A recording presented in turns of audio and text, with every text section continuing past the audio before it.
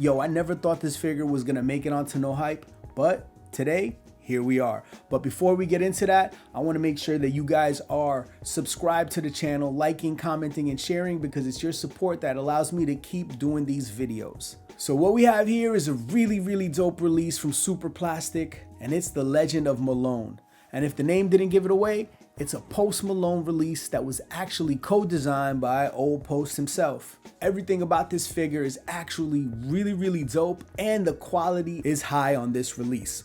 Let's start with the packaging. The box is super thick, and has some weight to it. Has gold foil all over it and some images of the content that's inside the box on the back. Very classy and very well executed. And inside, of course, you guessed it, the figure and accessories. Each one of these accessories symbolizes some of Post Malone's hit singles. You got the bouquet of flowers, which of course represents Sunflower, the metal armored arm representing his suit of armor from the Circles music video, and the sword from the Rockstar music video with 21 Savage.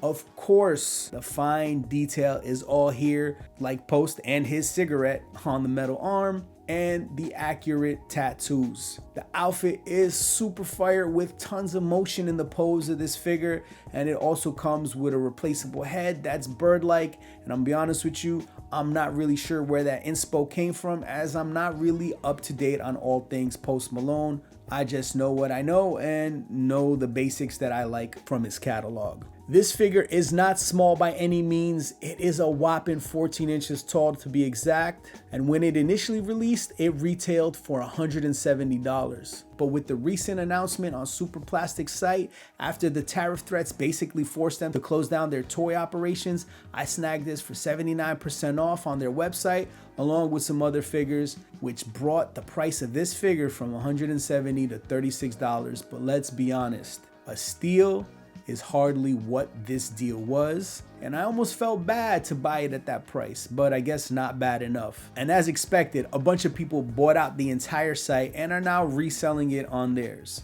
I did consider doing the same, but something told me not to, and this is probably one of the times I should have ignored myself. This is actually only the second Super Plastic toy I own, and although they do make quality designer toys, I usually never bought anything from them, well, because I primarily only collect hip hop toys. With that being said, I'd like to welcome good old Posty to the collection. Thanks for watching No Hype, and until next time, make sure to stay tuned for more dope and rare hip hop collectibles. Peace.